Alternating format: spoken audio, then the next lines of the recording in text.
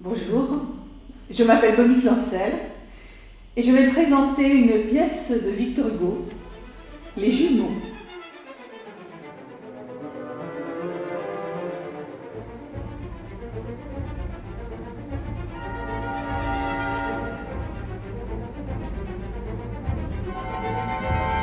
Les Jumeaux, c'est une pièce de Victor Hugo sur le thème du masque de fer, avec cette théorie qui a beaucoup inspiré les auteurs, cette théorie selon laquelle le masque de fer serait le frère jumeau de Louis XIV, frère jumeau qui lui ressemblerait comme deux gouttes d'eau, et qu'on aurait emprisonné et caché sous un masque de fer pour ne pas faire d'ombrage à son frère jumeau.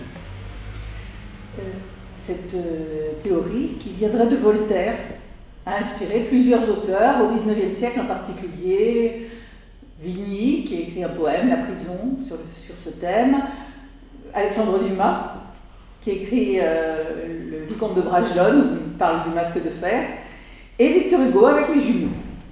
Cette pièce se passe à l'époque de la Régence, sous le gouvernement de Mazarin. À ce moment-là, Louis XIV est un jeune homme, et son frère jumeau empoisonné aussi. Et cette pièce va avoir un héros qui n'est pas le masque de fer.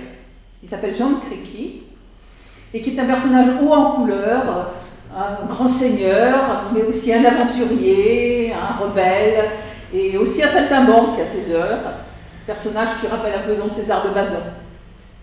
Et dans cette pièce, on a aussi une jeune première assez inhabituelle, qui s'appelle Alix.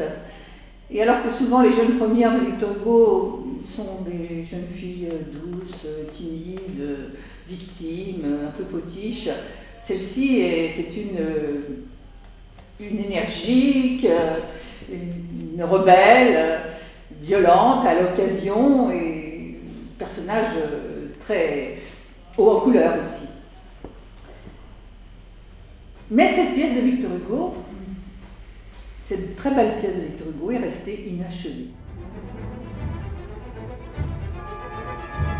Alors là, il y a plusieurs hypothèses. Victor Hugo est tombé malade.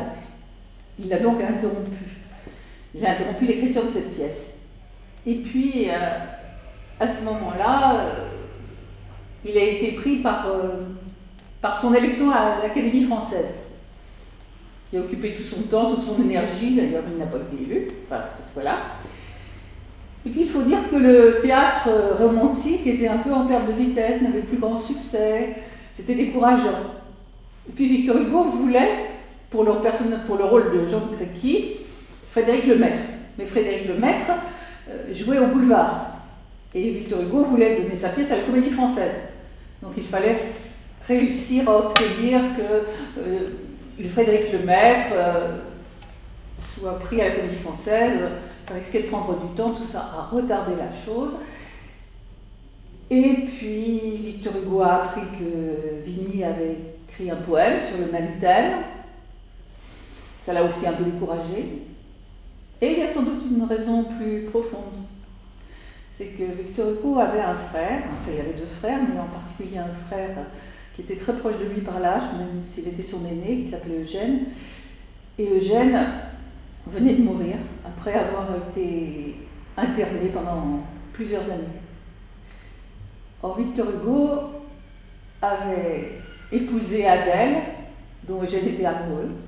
Victor Hugo avait réussi dans la littérature, Eugène avait raté. Et Victor Hugo avait une grande culpabilité vis-à-vis de son frère. Et cette pièce, s'il a voulu l'écrire, ce n'est pas pour rien, mais ça touchait peut-être quelque chose de trop profond et ça peut expliquer l'interruption. Le fait que cette pièce soit inachevée est un gros problème, puisqu'on ne peut pas la mettre en scène. Or, le théâtre est fait pour être joué. Et beaucoup de metteurs en scène aimeraient donner cette pièce, mais on ne peut pas. Et en 2002, il y a eu une mise en scène de cette pièce au Théâtre du Nord-Ouest. Et pour la jouer, le metteur en scène a organisé un concours que j'ai gagné.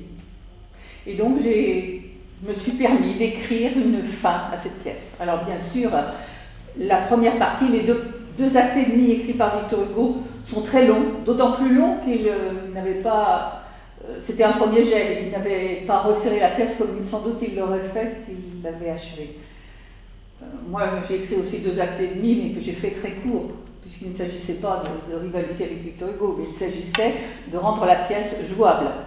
Alors, ce que j'ai écrit, je l'ai écrit dans un style à la manière de Victor Hugo, et j'ai essayé de respecter au maximum ce qu'il avait fait, en me servant de ses notes, et aussi en essayant de sortir au plus près ce qu'il avait voulu représenter.